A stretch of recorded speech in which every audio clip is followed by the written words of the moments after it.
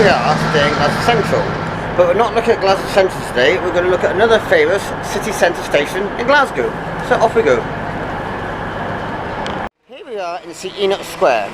St Enoch Square was the location of the St Enoch Station, which was a mainline station right here in the city centre of Glasgow.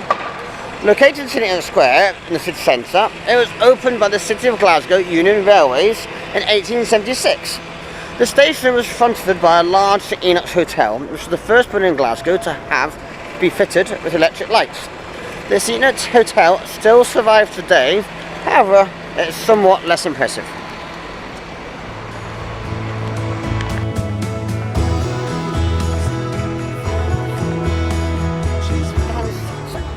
The red sandstone ticket hall, which stands in St Enoch Square behind me, was never part of St Enoch's railway station, but it is the former ticket hall for the St Enoch subway station on the Glasgow subway network.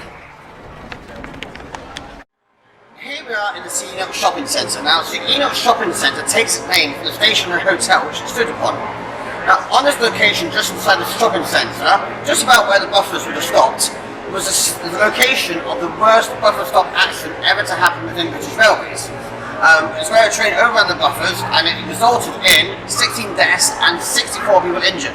Buffer stop incidents were common at the time, obviously being reduced now, but this where we're standing is by the location roughly where that happened. St Enoch's railway station was the headquarters for the Glasgow and South Western Railway, the G&SWR, and it ran services to Kilmarnock, Dumfries, Carlisle and Stranraer.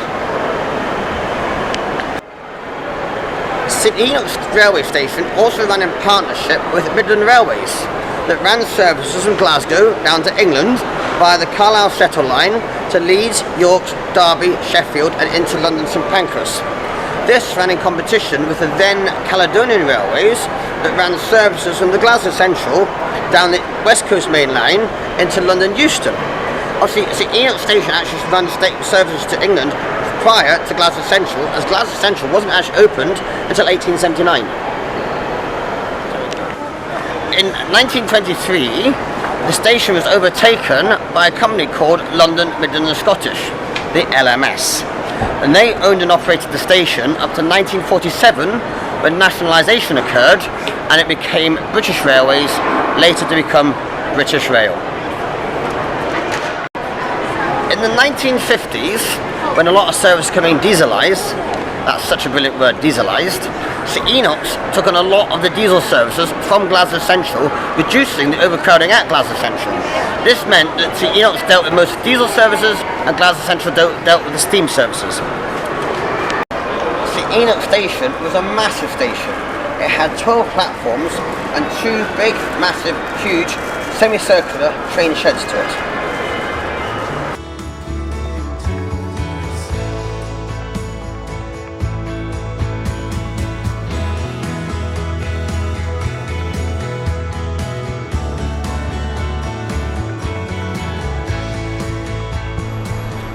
Unfortunately, the station was doomed.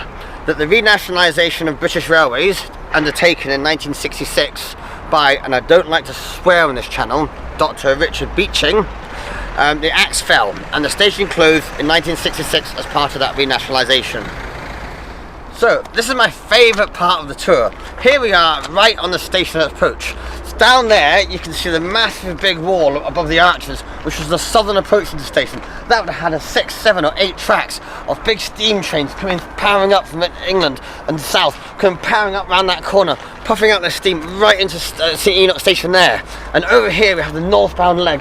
The bit of platform, it looks so pointless today, but in the old days that would have been a massive big arch bridge coming right around the corner, turning north, and it'll come right along here and right into St Enoch Station. It would have been fantastic. The end of the platform would have come out to here, you know, big 12 platforms, 2 big semicircles of iron and glass ceiling, a massive cathedral to old railways of today. I mean, it would have been absolutely fantastic to see it and stood here 50 years ago, or even 100 years ago, and see the power of proper British Railways and proper steam and fantasticness. Wow, it would be amazing to be here. Unfortunately, today it's just a car park.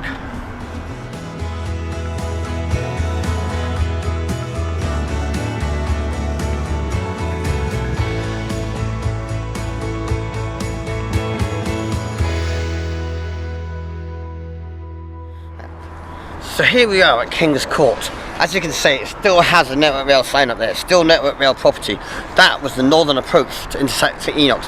That's where the trains would have come across this big high viaduct across there and right into St Enoch Station that way.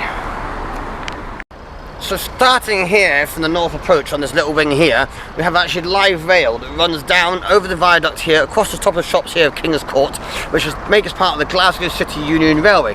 Now that runs over the Clydeside Viaduct, which is actually not this one in the background here, but the one that crosses the Clyde and goes south.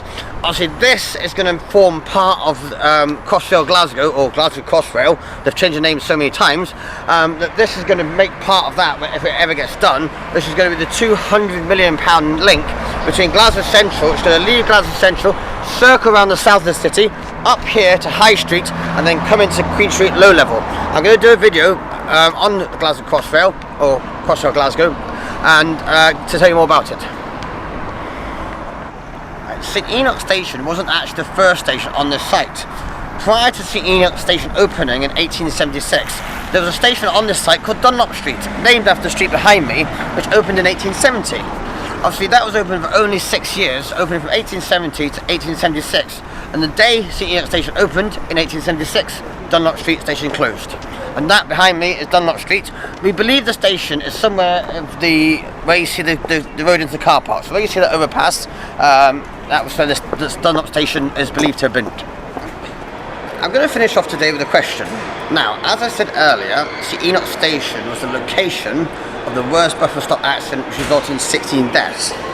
Now, the worst rail accident in the UK was actually in Scotland, and it involved a train heading towards Glasgow. Now, what I want to know is in the comments below is, can you tell me where this accident was and when it happened? Okay, thanks for watching. Please leave me comments below, and please like, share and subscribe.